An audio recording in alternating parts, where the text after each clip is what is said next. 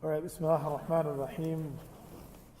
Rabbi shrah li sadri wa yassir li amri wa hlul 'uqdatan min lisani yafqahu qawli. Allahumma anfa'na bima 'allamtana wa 'allimna ma yanfa'una wa zidna 'ilma. Amin ya rabbal alameen. Okay, before we go into the Salah, we had talked about last week the Sheikh Yasser, who was covering up for me. He had spoken a little bit on the importance of Salah in the life of a believer, and how important it is for us to have khushu', which is concentration and devotion in Salah. Now, before actually I go into the prayer aspects of it, there are different components to Salah. First is the prayer timings, okay? After that, conditions of prayers. What type of condition you have to be. So that's two categories. Number one is self-condition, and number two is location condition before you actually pray. And then after that, what are the mandatory acts of Salah, how to improve your Salah. So since this is going to be the last session of Salah, and then from next week we're going to move on to the creed, the beliefs and the Aqidah, inshallah. So I would like to discuss these components in a very brief manner, so we are able to get the majority of the understanding, inshallah. Now, one of the things that I wanted to discuss here was about our one of the things that came into my mind that I should be discussing, which has to do with ablutions, wudu, and that is the masah al-khuffayn aw na'alayn aw jawrabayn. It's the masah that we do on our socks, which is in a very brief manner. It's the time and the need that a lot of people who go to work, what are the conditions, what breaks it, how to maintain it, so on and so forth, okay? So I'm just going to go briefly over this, since this was part of the wudu section, but since we only talked about the manner of wudu is done and so on and so forth, we never touched on this. First and foremost thing, the masah al-khuffayn.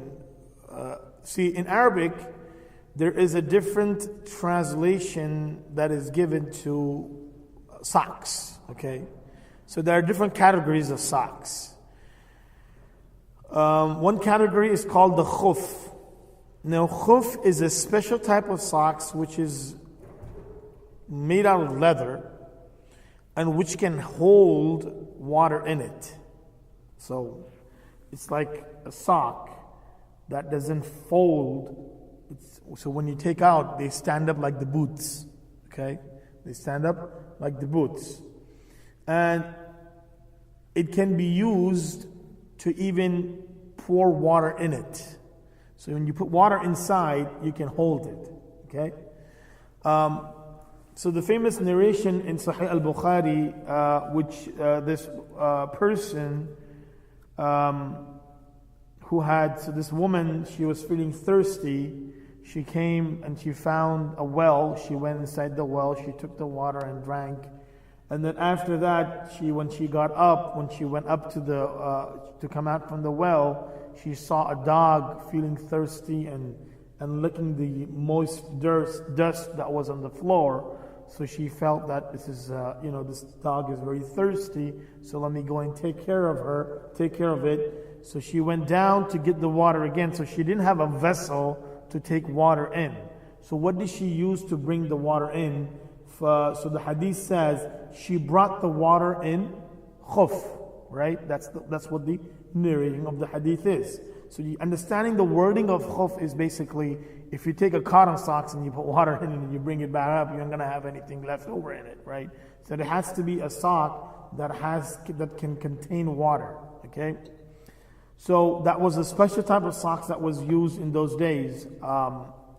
So that's what basically khuf is, okay?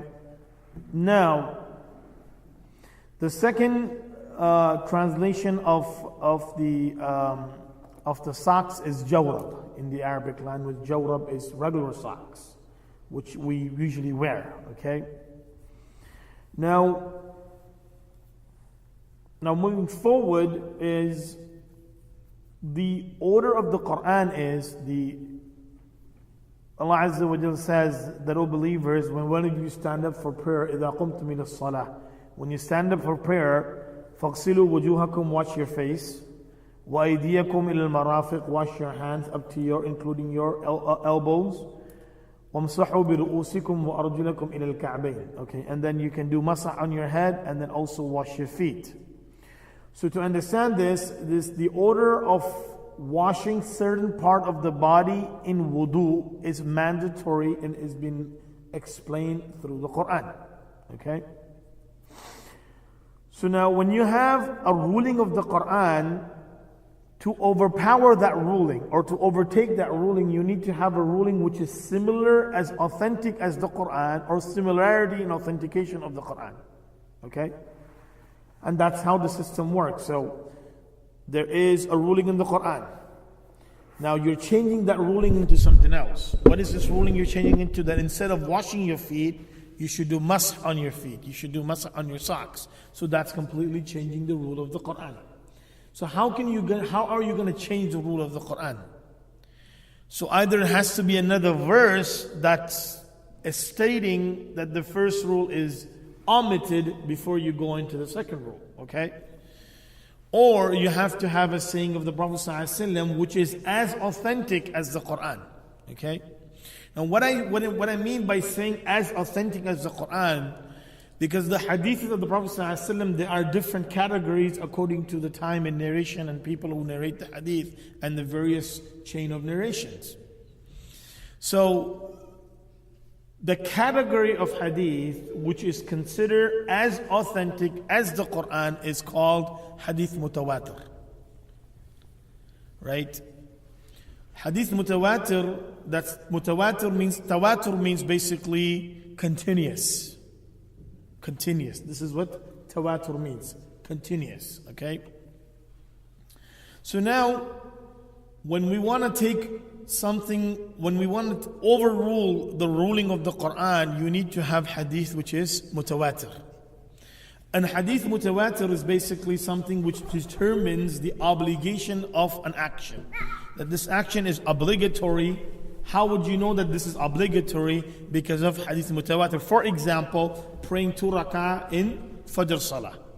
Praying 4 rak'ah in Dhuhr Salah. Praying 4 rak'ah in Asr Salah, 3 rak'ah for Maghrib, and 4 rak'ah for Isha. These are all fara'id, meaning they are the 4 units, 2 units, and 3 units. These are all obligations. Now, Quran doesn't explain any of this. There is nowhere in the Quran it says that Fajr Salah is 2 rak'ah. There is nowhere in the Quran it says that Dhuhr is 4. There is nowhere in the Quran it says Asr is 4 and 3 is Maghrib and then 4 is Isha. There is no place in the Quran written that like that. Now, why do the scholars still say that if you pray 4 instead of 2 in Fajr, your Salah is not valid? You have to pray it again. Or you pray 5 instead of 4 in Dhuhr, your Salah is not valid. So where do they get this action of being mandatory that you have to pray 4? That is through hadith mutawatir. That's a hadith which is continuously narrated and has been transmitted with many scholars. So what makes a hadith a mutawatir? The question is, how would you determine that this hadith is mutawatir? Right? Hadith are basically the sayings of the Prophet ﷺ. So scholars say that the hadith, number 1, the first condition is that hadith is so common and so vastly narrated that it is difficult for people to agree upon something which is lie. Right? So an example of that would be basically you have people narrating the same incident in different parts of the world, which is difficult for all of them to meet at once. Okay? So that's what basically is all about. It is difficult for all of them to meet at once. So all of these categories, all of these people are not able to combine or get together to agree upon something which is wrong. Okay? Number two is that hadith has to be narrated at least from 10 to 15 companions of the Prophet ﷺ. Okay?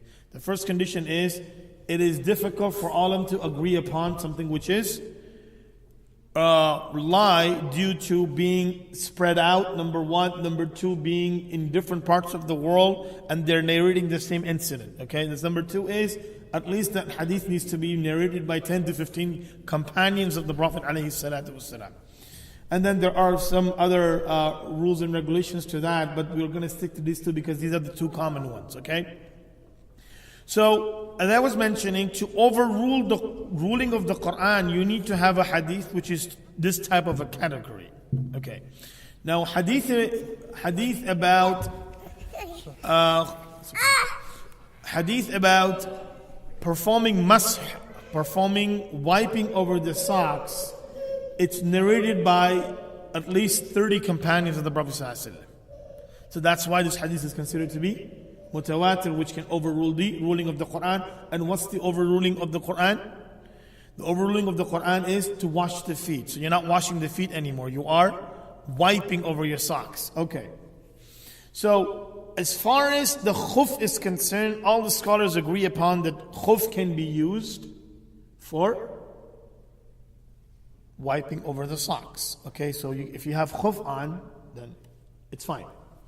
Now, where are you going to get those special type of socks, right? First and foremost thing, because they mentioned that a special type of socks is what the ones that have leather in it and you can put water in it, so on and so forth. Now, coming to the ruling of regular socks, which is translated into jurab, which is translated into, in Arabic language, it's called jurab, okay? Now, the scholars have given certain conditions of a sock that you can do masah on. Okay? The first and foremost is that when you wipe your feet on it, you don't feel the wetness in your feet. Okay? The wetness of the hand is not felt on the feet. Okay? The second is that you can walk on those socks without being ripped. So, without shoes, if you were to walk about a half a mile on those socks, they're not going to get ripped. Okay? And if you were to put your feet on top of a water, it should not go and seep into your feet, so you don't feel the wetness on your feet. Now, of course, this is, there has to be thick enough, there has to be this enough or that enough. Okay, so nowadays we have another category of the sock, and they are called the breathable waterproof socks, the ones that you use for skiing. Okay? So you have many companies making those type of socks. These are breathable waterproof socks. So what you do is when you put that socks on and you stand in a pool, your feet are not going to get wet. Okay? That's how they're very thin sock, but if you put them on, that's what it does. So as far as that type of socks is concerned, all the scholars agree upon that you can do masah on it. You don't have to take them out. However, regular cotton socks, there are two opinions of the scholars. The first opinion is if they fit the category as we've mentioned, meaning being thick enough, you're able to walk in it without getting ripped, so on and so forth, then you can do masah on it. If not, then you should avoid doing it. The other opinion is called, which is mainly the opinion of Ibn Taymiyyah, rahimahullah, from the Hanbali school of thought. He mentions that any type of socks that you wear, as long as they cover your ankles, as long as they cover your ankles, you're allowed to do masah on it. You're allowed to wipe over it. So, if they are ankle socks, then you can't do masah on it. Why are you not able to do ankle socks masah? Because all the portion of the feet that needs to be washed has to be covered. The entire portion of the feet that needs to be washed when you make wudu has to be covered. So if you're wearing ankle socks, you cannot do masah on it. And that is the unanimous opinion of the scholars, irrespective of the different schools of thought. That's a unanimous opinion because your ankles are being exposed, which are supposed to get washed. The whole purpose of wearing wiping over the socks is because it's a difficulty for you to expose that portion of the feet which are covered. So if you have a half exposure of that portion of the feet which needs to be washed, you can't do masah.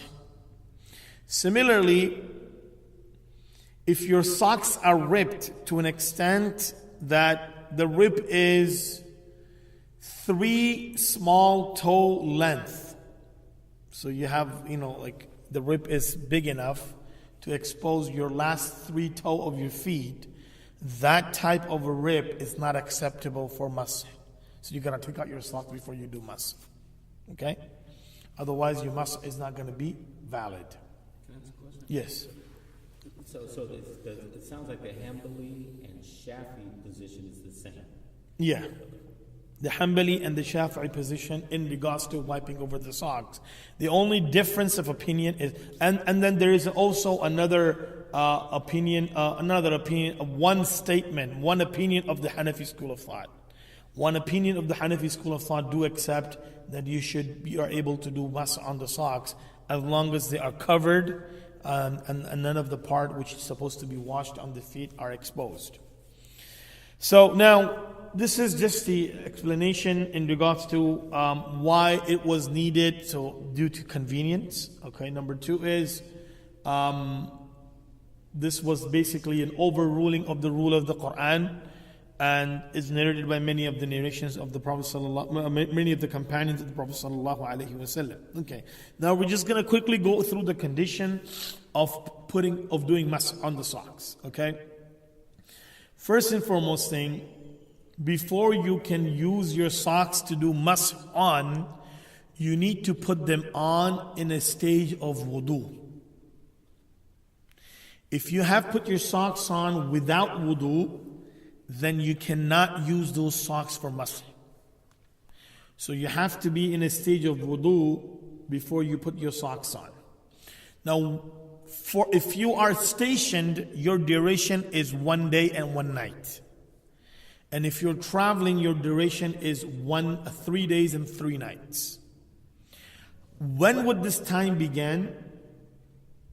So the time would begin from the time when you have broken your wudu.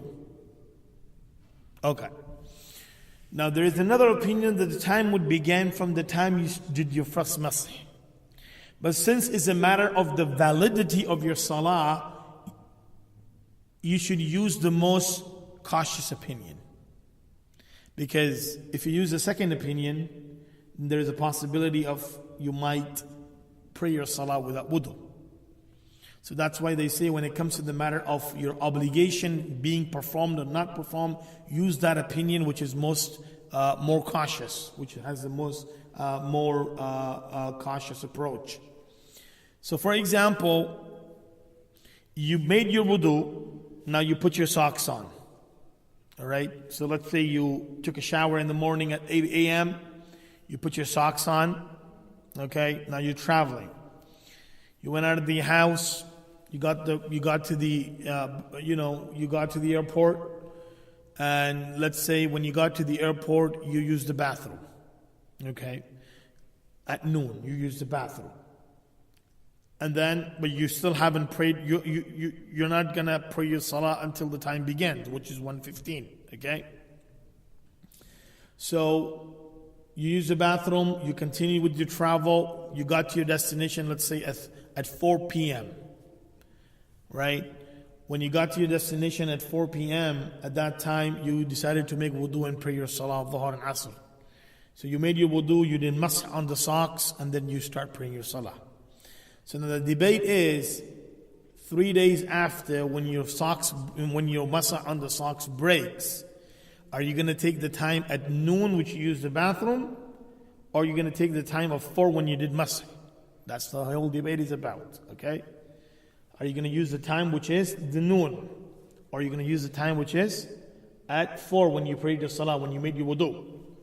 So, when it comes to the matter of salah, of course you're going to use the opinion which is more cautious, and that is at the time when you break your wudu, use that opinion. However, if someone does use the other opinion, it's still valid. Now, for 3 days, that means you can put your socks on for 3 days. That's a different question if you do that or not. That's completely different. But you can have your socks on up to 3 days before you can take them out and you restart your masah. If your station is 1 day and 1 night, okay?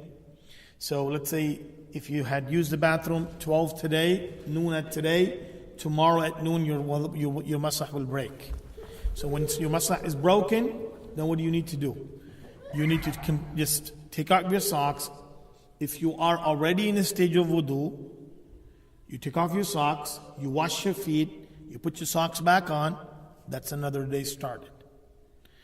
If you are not in a stage of wudu, then you got to take off your socks, make wudu, wash your feet, and then your socks will go on again. Any questions on this? On the socks? Okay? It's simple, very easy, and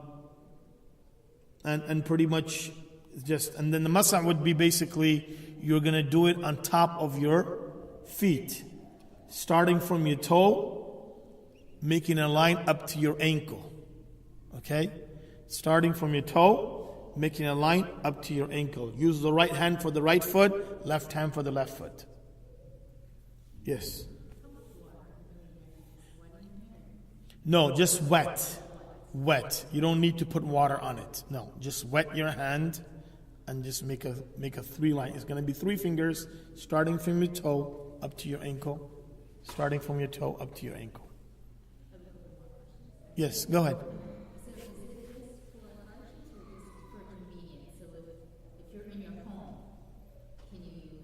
Yes, because when the ruling comes due to hardship, it's either you have a hardship or not, like traveling. Back in the days, traveling was difficult, so the 4 became 2. So even if your travel is not difficult, you still pray 2. So it's not just a matter of difficulty or ease. It's just a ruling that you can use. Excuse me? Correct. Yes, you can do it at home. You can do it at work, wherever you are. You can do this, and you don't have to worry about washing your feet. Now, my approach to this this is my approach. Since wudu is something which is mandatory for salah, so if your wudu is not proper, then your salah is not proper. So I use a little bit more cautious opinion, and that is that I buy the waterproof breathable socks, because those socks are completely completely okay with all the madhahib and all the schools of thoughts, right? So, and that's fine if you don't want to do that, but I'm just telling you what I do in my regular practice, that I avoid myself in making masah on the regular cotton socks, just because to make sure that my salah becomes more valid and my salah becomes more effective. But if someone does do the masah on the regular socks, then it's going to be permissible. You're not going to say it's haram or it's impermissible. But for my own purpose sake, I use the opinion of using those type of socks which are agreed upon all the scholars for it to be used for masah. So before, people used to use leather socks, but they were very difficult to put on while you have your shoes on. But now you have the convenience of buying these breathable socks that are found in many different companies. You can even find one on Amazon. And in fact, the ones on Amazon are cheaper than what you find in the stores like REI or somewhere else. But they are so you just search waterproof socks on Amazon. Just search waterproof socks, and you'll have all these different options to purchase from. So that's about. Yes, you have any other question? Yes. Well, in regards to shoes, if you are making wudu upon wudu, right? So your shoe, right? Correct. So if you're in a hike, you pray in your shoes. You can do masa on the socks, but you have to make sure that your socks are exposed. So if your shoes are in such a way that there is no trace of socks found on the shoes, then do masa on the socks, not on the shoes. So, like for example, your shoes are on and you have no trace. So for example, if your shoes are beneath your ankles are exposed, right? Then you can take because part of the socks and part of the shoes will be in the masah. But if you're wearing the hiking shoes, which go above your ankle, then at that time you're going to expose your shoes, feet, and then you're going to do masah on the socks. Because there is only one narration in which the Prophet ﷺ actually did masah on the shoes. Okay? Now, why am I saying that the socks needs to be exposed? Because if you were to look into the shoes of the Prophet ﷺ, his shoes were never covered entirely by his foot or by his socks. So his shoes were basically, so this was his shoes. There was 2 stripes coming right from the middle and going behind. So the entire foot is exposed, and the only thing that is covering his feet are the 2 stripes that would go from the middle all the way to the back. And there is only one narration which explains that the Prophet ﷺ did masah on the shoes. So coming back to our point, to completely avoid the ruling of washing the feet, which is in the Quran, taking one narration is not strong enough. And even that one narration, some of the scholars have a debate in regards to the authenticity of that narration, that how authentic that narration is. So that's why majority of the scholars do not accept the fact that you can do masah on the shoes. However, you can pray in your shoes. Okay? So when you have made your wudu and you did masah on the socks, you put your shoes back on, you tie them up, and now it's time for prayer, you can pray right in your shoes. There is no problem with that, because there are multiple narrations in which the Prophet ﷺ actually prayed while his shoes were on. In fact, there is a hadith in Sunan Abi Dawood which also explains that the Prophet ﷺ prayed while he had his shoes on, as long as there is no impurity on it. And what I mean by impurity, urine or stool, let's say you went to the bathroom, right? A public bathroom, and there is a whole flood water there, right? You don't know what people have done there, right? So when you go into the bathroom, now you don't know if your shoes are clean or not. So in that situation, avoid wearing your shoes while you're praying, because majority of the people who use the bathroom, they're not very cautious of tahara and cleanliness and all that, especially according to the Islamic perspective. So that also brings an issue of cleanliness. Sometimes you are walking and let's say you have stepped on dog's waste or something like that, and that also makes your shoes dirty. And the only way to clean your shoes is not just to wipe out the dirt or the filth. You have to wash it. And you have to wash it 3 times for it to completely be clean. So if your shoes aren't dirty, then of course you can pray in your shoes. But if your shoes are dirty, then you have to take them out before you pray in them. Otherwise your salah will not be valid. Any other questions in regards to Yes.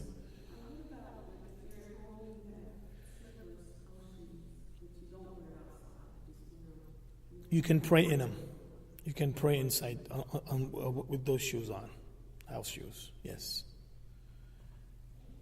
Any other questions? Okay, so we're going to move on to the timing of Salah. Okay. First and foremost thing, Salah needs to be done on its time. You cannot pray before the time begins. Okay? So, Fajr Salah, the time begins from true dawn till sunset. Till sunrise. From true dawn till sunrise, that's the duration of the first Salah. You can pray it in any time of the window in this. So it's about hour and 20 minutes or hour and 30 minutes, depending on the season. So that's 1 hour and 30 minutes. That's going to be your window to pray in. Dhuhr Salah begins after midday, which is Zawal, after sun moves from its meridian, up till the shadow of the sun becomes twice. Okay? The shadow of the one sun becomes twice. Okay. Now there is a big difference of opinion regarding to one opinion of the Hanafi and the Shafi'i and the Maliki and the Hanbali. So Maliki, Shafi'i, Hanbali, and one opinion of the Hanafi school of thoughts are that the Asr Salah time begins when the shadow of the sun becomes double. Okay. Whereas the second opinion of the Hanafi school of thought is that when the shadow of the sun becomes 3 times, then the time of Asr begins. So basically, the last one is Hanafi. Yes. So let's say this is the object. Okay? This is the object. Now, when you have the sun, this is one shadow, and then that's the second shadow of this object. Of this object, one shadow and the second shadow. So, when the sun moves this meridian, then that's how the shadow starts. Because before that, there is no shadow. Right? After midday, this is when the shadow starts. So as soon as it moves from the middle, shadow 1, shadow 2, up to there. So when the second shadow happens, this is when Zuhr time finishes, Asr begins. One opinion of the Hanafi school of thought is it's up to 3 shadows because they don't count the first shadow, because they say that the first shadow is the original shadow. So we're going to count 2 shadows excluding the first shadow, which is the original shadow. Okay. Asr time will begin then, and it will stay until sunset, which is Maghrib time. So after sunset, Maghrib time begins. And Maghrib will stay until the redness of the sky will go away and the whiteness of the sky will come. Again, there is a difference of opinion in that, and that is, according to the Shafi'i and one opinion of the Hanafi, Hanbali, and the Maliki school of thought is when the redness of the sky finishes, Isha begins. The Hanafi one opinion is that when the whiteness starts, this is when Isha begins. So there is about, during the winter time, about a 15 minutes delay, and during the summertime, about 10 minutes or 7 to 10 minutes delay. Okay? Now, of course, Isha time will begin at that time and will stay until the next morning at true dawn when the Fajr time begins. So these are the timing of the Salah.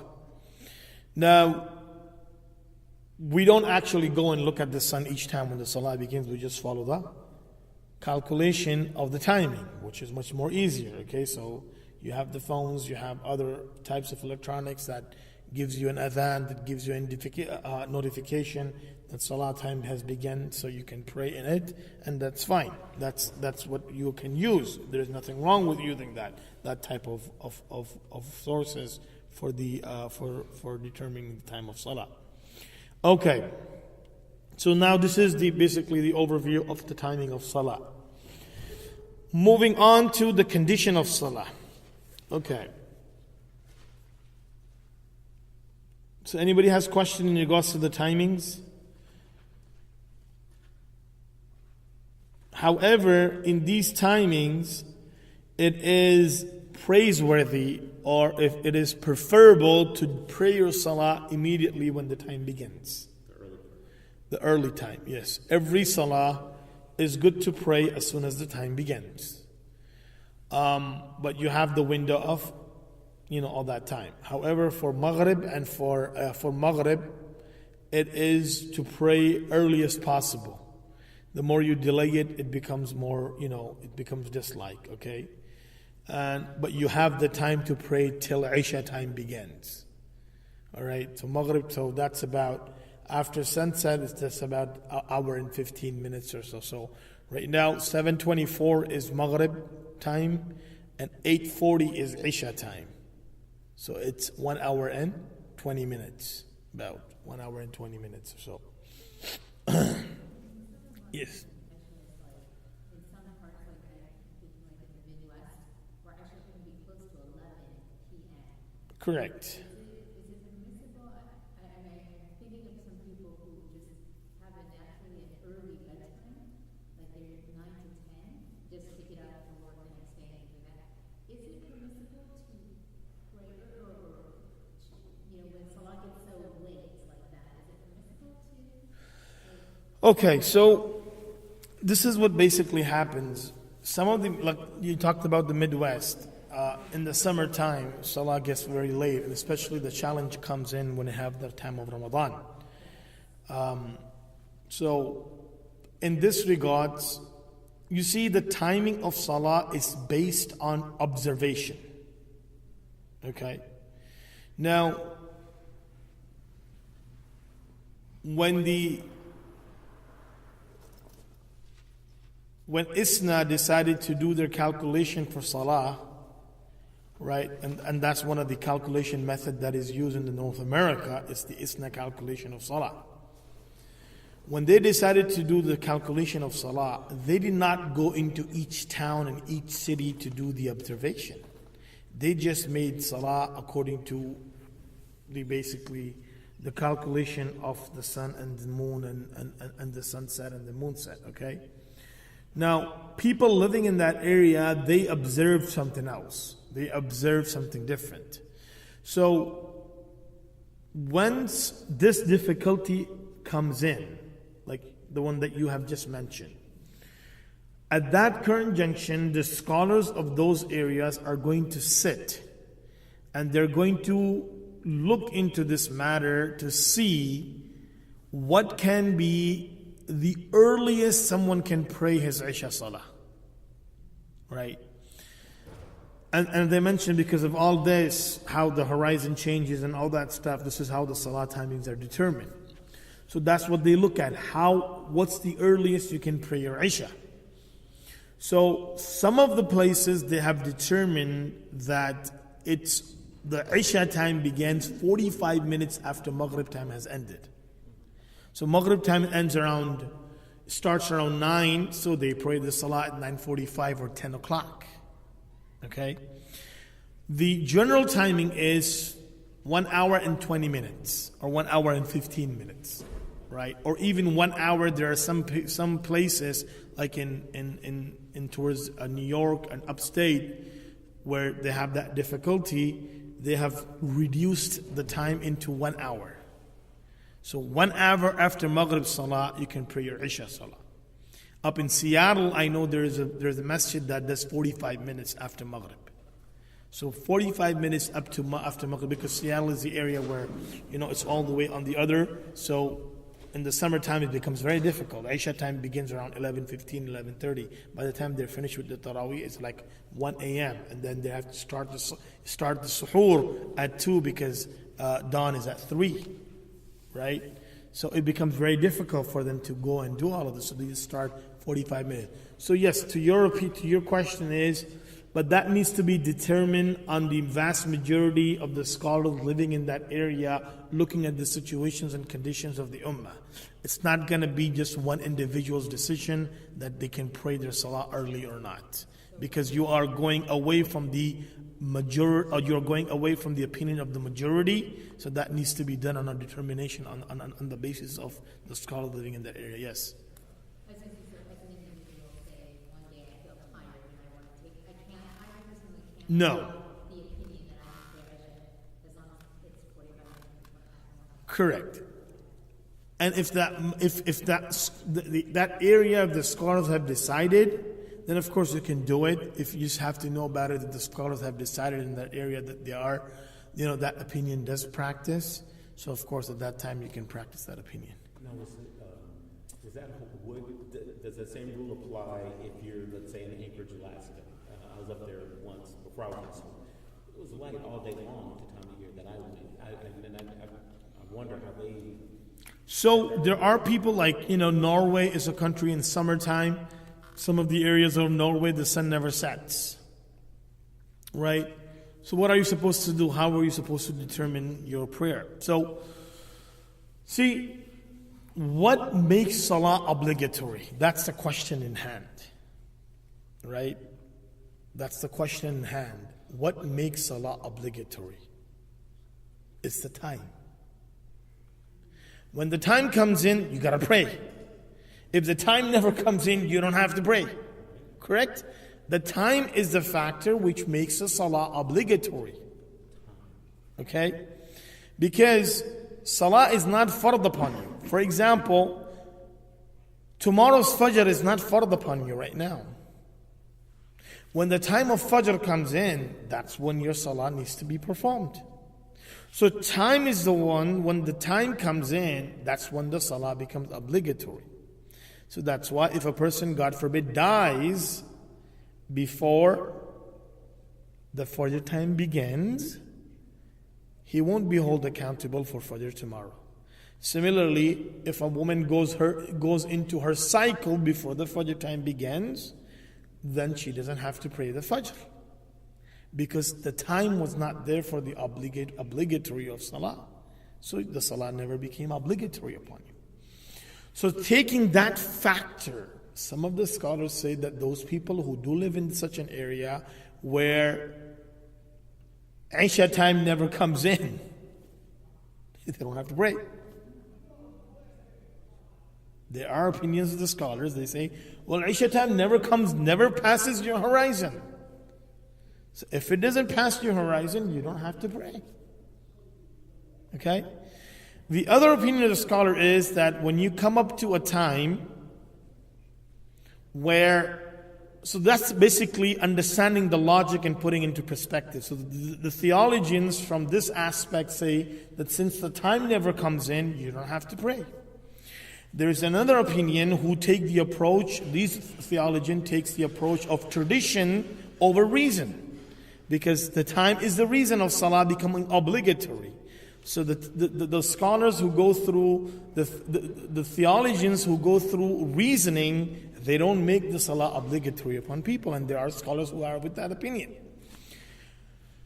The scholars that give more preference to traditions over reasoning, they say that there is a hadith of the Prophet ﷺ in which the Prophet ﷺ said that there will be a time which will come upon Ummah that, and that's towards the end of time, where a month will be, basically a day long, right?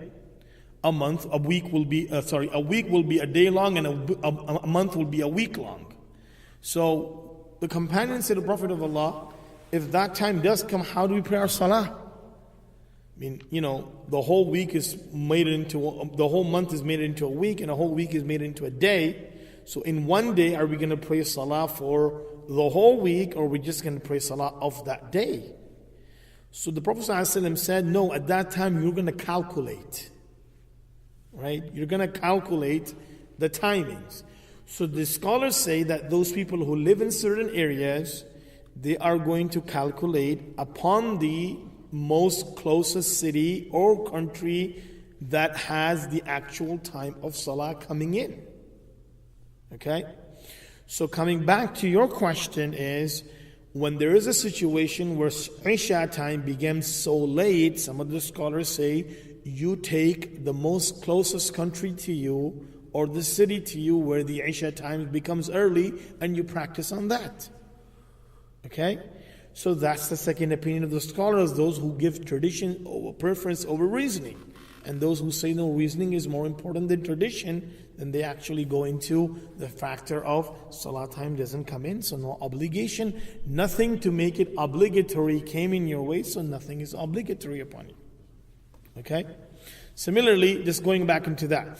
Similarly, when you travel from Dubai to San Francisco, it's a 16-hour flight. You take off at 8 a.m. in Dubai and you arrive in San Francisco same day at noon. So technically you've traveled 16 hours because this is 12 hours, 12-hour difference time. There is 12-hour time difference. So that same debate comes in. You actually traveled for 16 hours, which in that 16 hours, 3 salah becomes obligatory, but when you land in your city, you're on the same day. So were you supposed to pray those 3 salah that was in that time zone or not? You're not, because the time never came in, right? So it's the same situation, okay? Yes, go ahead, sister. Oh, you had a question, sorry.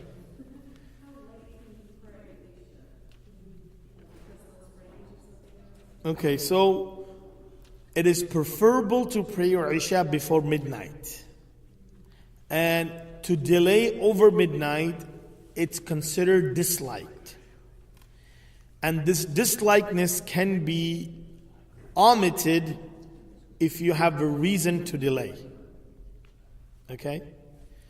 So basically, if you pray before, so it's best to pray before midnight. But if you go over midnight, then you have to have a reason for it. Otherwise, your salah will be considered as praying in a disliked time, which your salah will still be valid though. So let's say if you fell asleep, right? You felt tired, you prayed your Maghrib and you just, laid down on the couch and you just fell asleep. Sometimes happens in Ramadan. You prayed, you had your iftar. After that, you had a tired day at work, so you came in, you laid down in your bed, and you went to sleep. And let's say you woke up at 2 a.m. or 1 a.m. That's a reasoning of delaying. I mean, you didn't wake up. So if you didn't wake up, Allah is not going to hold you accountable, and it won't be considered disliked. So this is basically the timing of salah. Now, before you start your salah, you need to make sure, number 1, your clothes are clean, right? Number 2 is your body needs to be covered. So for the men, mandatory covering is from including the navel up to including the knees. So that's a mandatory part of covering. For the female is the whole body from hair all the way to their ankles. Ankles needs to be covered. Now, any of those portion of the body is exposed, then your salah is not valid. Okay? Now, there are 2 conditions of exposure. Number 1, that part is not being covered, or the type of clothing you're wearing is so light that you can see through that clothing, and that's considered as uncovered. So, for example, if a sister is wearing a hijab, which is see-through hijab, and the hair can be seen beyond the hijab, that type of hijab will not be valid for salah. Okay? Now, for the brother side, if you're wearing a shirt which is short, that when you go into sujood, your back is exposed. Okay? That's a reasoning of your salah being invalid. So your salah is not going to count. Okay? So these portion needs to be covered when you're praying your salah. And why is it important for you to cover these areas? Because these are privacy areas and they need to be covered when you're standing in front of Allah subhanahu wa ta'ala for your prayer. So the place needs to be clean, the clothing needs to be clean, the body needs to be covered, the time of salah needs to be there. These are conditions for prayer. Okay? And then you have to face the Qibla. Okay, when you come into the facing of Qibla, if you are in a location where you don't know the Qibla is, okay, so you do taharri. Taharri means you kind of calculate, look into the time, like I'm traveling north. right? So the Qibla is going to be this way, right? I'm traveling south, so the Qibla is going to be the opposite way, like so. Now, when you do that and you started your Salah, later on you realize, oh man, I was supposed to pray the other side. You don't have to repeat your Salah is done. As long as you make the effort of figuring out which direction you're going to pray. If you see someone praying Salah in a wrong direction, you just go up to him and you change his direction. So whatever Salah he or she had prayed before changing the actual direction, it's valid. Okay. So you have to face the Qibla. Okay. Now, coming into Salah, intention. You have to have the intention which Salah you're praying.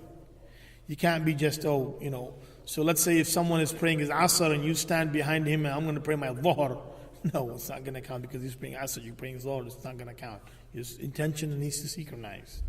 Your intention needs to be connected. It has to be the same time of the Salah. So intention is important which Salah you're praying, okay?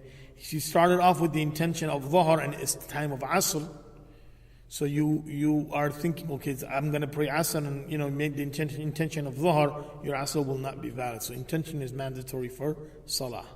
And then when you start your Salah, first and foremost thing is qira'ah. You have to have the recitation, okay? Surah Al-Fatiha, it's considered to be mandatory. You have to recite Surah Al-Fatiha in your Salah.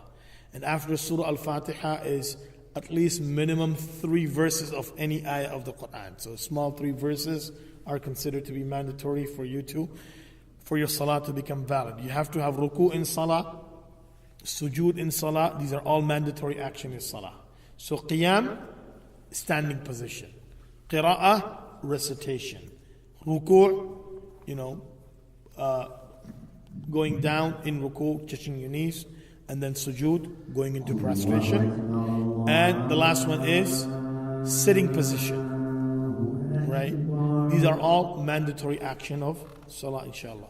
So we're going to stop here. Next week, we're going to continue on to Salah, finish it, and then start with the creed, inshallah. So I'll give it a little introduction about Aqidah starting next week, inshallah. And we're going to finish this Salah portion off.